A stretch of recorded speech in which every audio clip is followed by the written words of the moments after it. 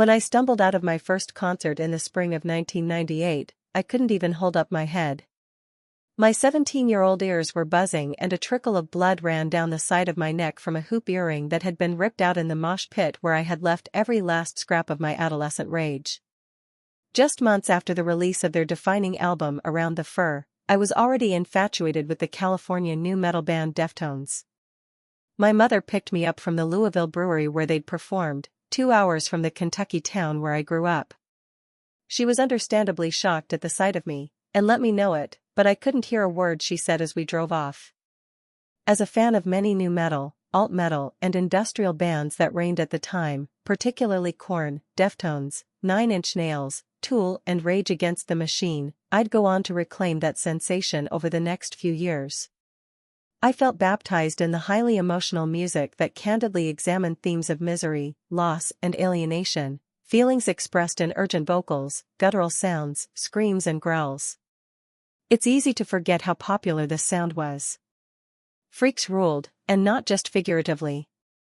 Korn were bona fide rock stars. Follow the Leader, their sophomore album, debuted at number 1 on the US Billboard 200 in 1998, selling about 270,000 copies in its opening week. Issues, in 1999, also debuted at number 1, selling nearly 575,000 copies in its first week and keeping both Dr. Dre and Celine Dion out of the top spot. As of 2021, the band had sold more than 40 million albums globally. But I'm not trying to nostalgia farm and wax poetic, I swear. Nor am I here to defend, dissect, or take down the toxic dynamics inherent to the nu metal scene. The lyrics were often obscene and nihilistic, and the energy frequently tipped toward anarchy. As a young woman enmeshed in the dude-heavy environment, you don't need to tell me. We can also probably agree that most Y2K pop culture touchstones had a very dark side.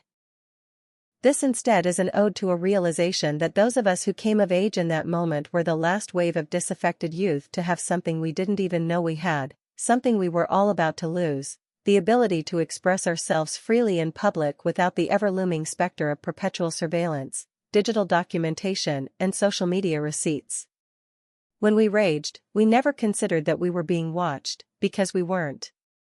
We were there for the moment. We went all out. We were cringe. We were free, even when it was ugly. There were no screens to break, only lit cigarettes to dodge.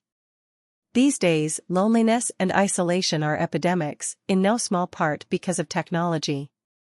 We regularly mourn our shift away from what's real. Usually this thinking is applied to the feel-good aspects of the good old days, family dinners, going to movie theaters, simply hanging out in person. But I can't help but remember when rage was a collective act, when cavernous internal loneliness wasn't a reason to disengage from the world physically. At their best, these shows were a channel for camaraderie through rebellion, a place to exorcise real-world dismay through art and metaphor. It's an outlet that prior generations also enjoyed, whether in the hardcore punk and metal scenes of the 1970s and 1980s, or the hip-hop and grunge scenes of the 1990s, before winding down shortly after nu metal's heyday and the rise of photo-forward social media, particularly MySpace in 2003.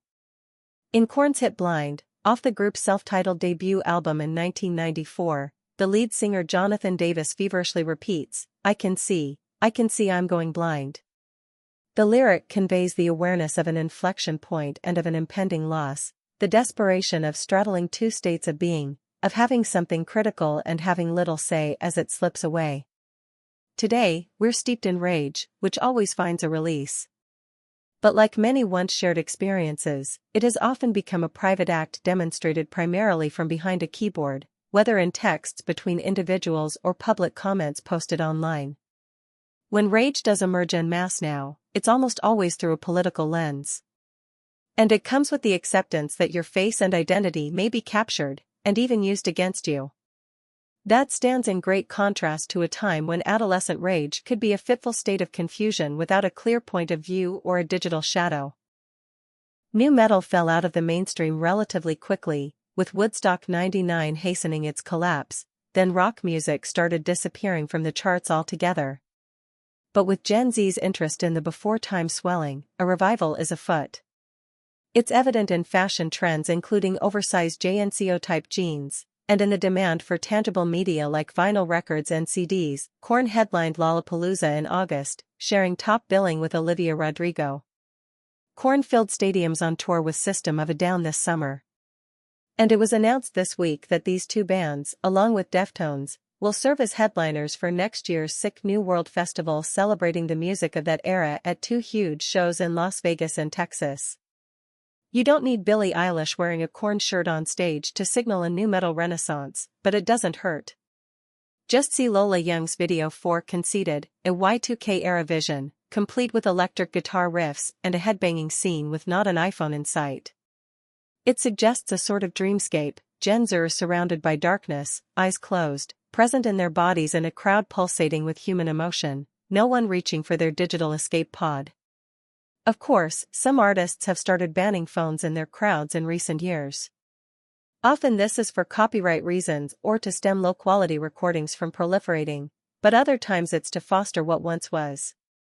I want people to live in the moment, and it's funny that the easiest way to rebel is to tell people to turn off their phone, the rock star Jack White said in 2018. If your phone is that important to you that you can't live without it for 2 hours, then, I don't know, maybe it's time to see a therapist. It would indeed take a psychological reboot to restore that type of liberation, even if all security cameras are toggled off and all phones are left at the door. The itch of the digital phantom limb is now hardwired. It's a reality we didn't outright opt into, but one we can't easily opt out of. Videos of System of a Down playing its 2001 hit Chop Suey, live in 2002 at the Rock im Park Festival in Germany have millions of views on YouTube. When the music drops, the sea of concertgoers erupts in emotion and undulates with movement, fists up, not one gripping a phone. Videos of the band's performance in late August at MetLife Stadium in New Jersey reveal tens of thousands of fists up, but now they create a sea of lit rectangles. And the bodies?